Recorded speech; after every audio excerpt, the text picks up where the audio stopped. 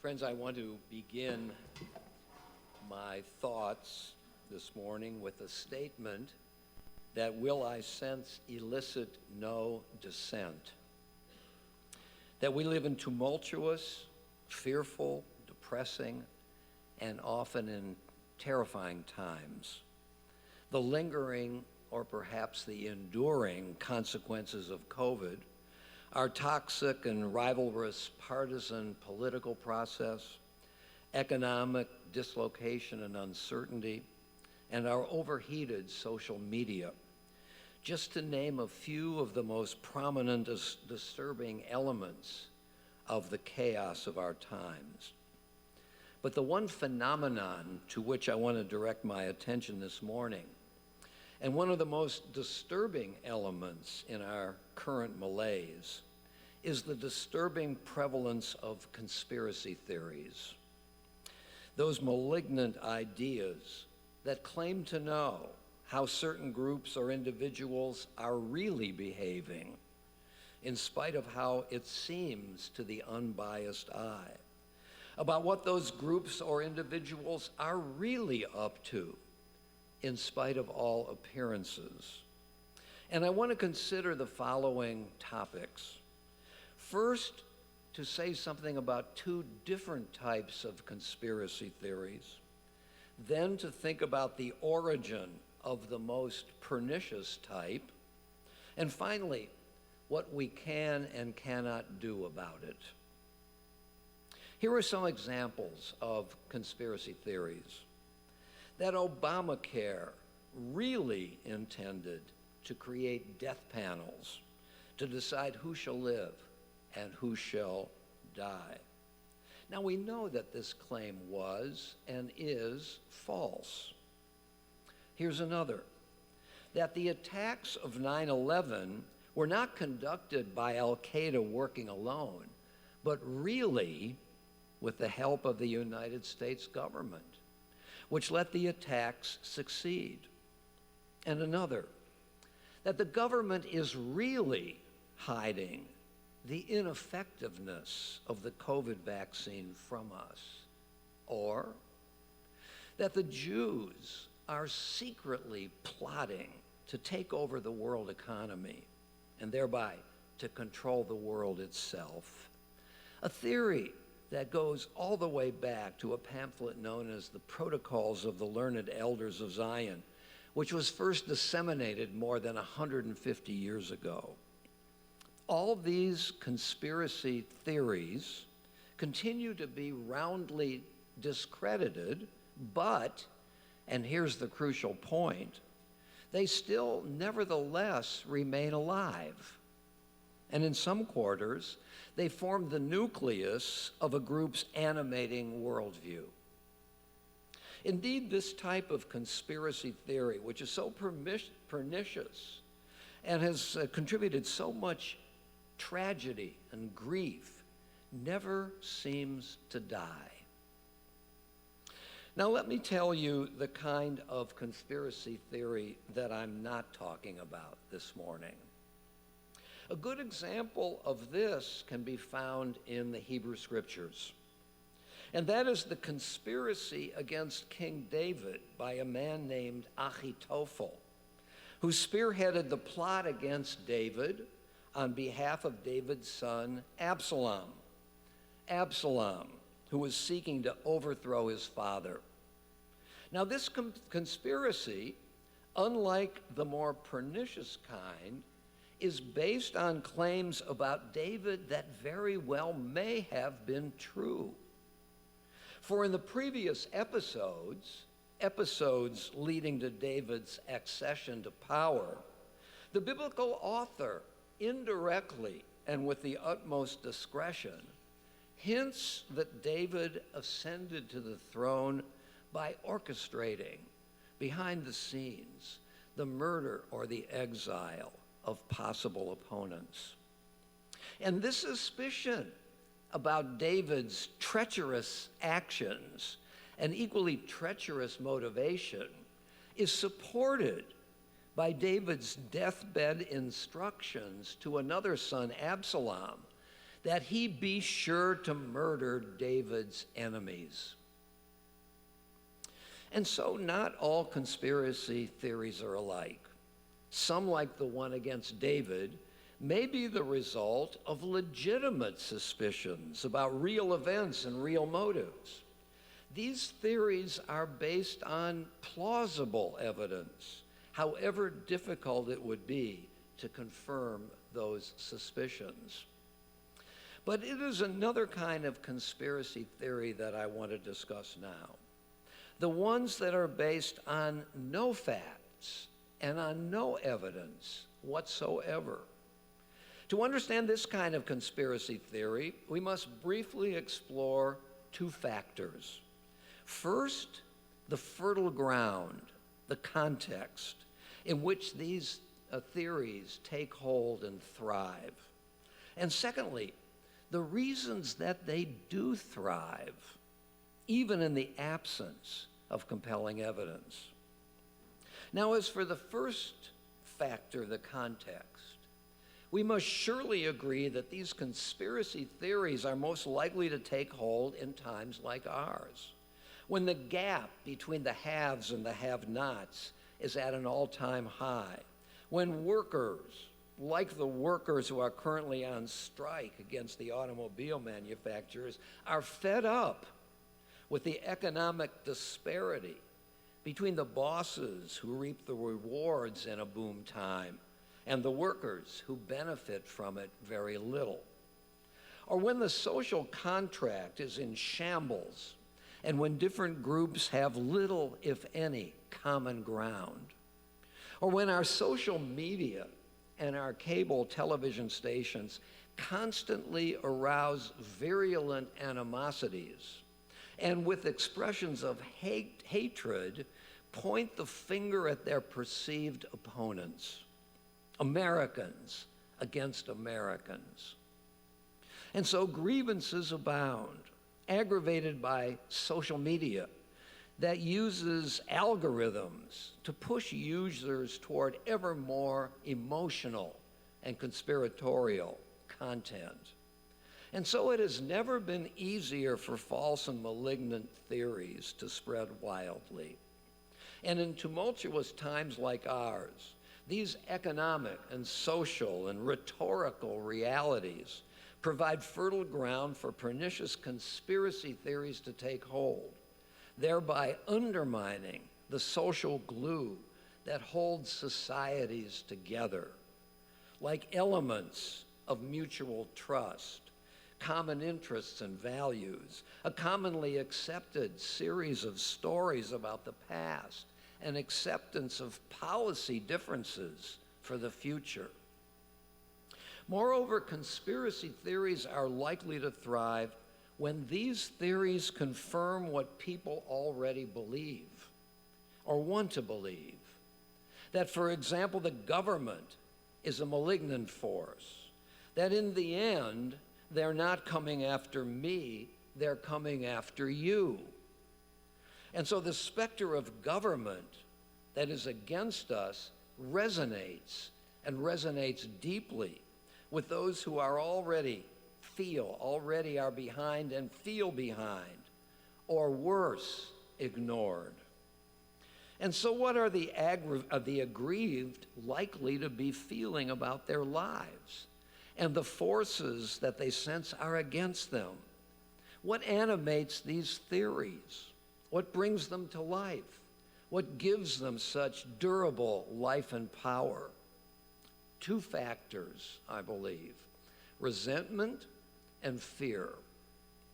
Resentment is a kind of anger about some past wrong, and it focuses on the person, the people, or the institutions that are perceived to have perpetrated that wrong. Resentment is an emotion that eats away at the person who holds it. Of course, when we are really wronged, resentment is understandable, especially if the cause of the wrong is identifiable. But some resentments, such as the ones I am discussing, point to a generalized enemy with unfocused allegations. And therefore, these kinds of resentments are likely to fester and grow and resist any concrete idea for alleviating the perceived wrong. Resentment then becomes the whole point. Resentment becomes an indulgence in and of itself. And then anger feeds upon it. It becomes a poison, not only for the person who feels it, but for the society that is its target. Then there is fear. Fear, which is a concern for the future. A concern that your grievances will not be heeded and that things will only get worse. Resentment simmers. Fear percolates. Now, of course, some fears are real, and we have every right to protest the threats to our safety and our well-being. But some fears are about what is unreal, about unreal threats to our safety and well-being. And it is just this kind of fear that creates and sustains conspiracy theories. This is the kind of fear that searches for someone or something to blame, someone or something to cast our rage upon.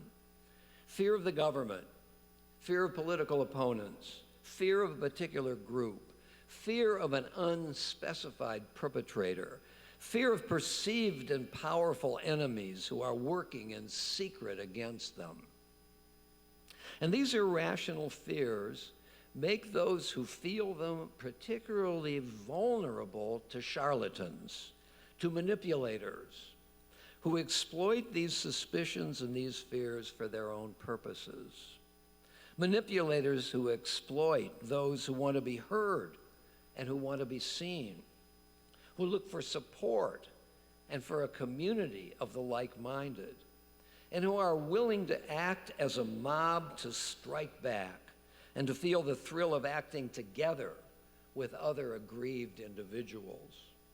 This sense of belonging, of being heard and seen, of collectively becoming a thorn in the sight of those you sense despise you and whom you despise in turn.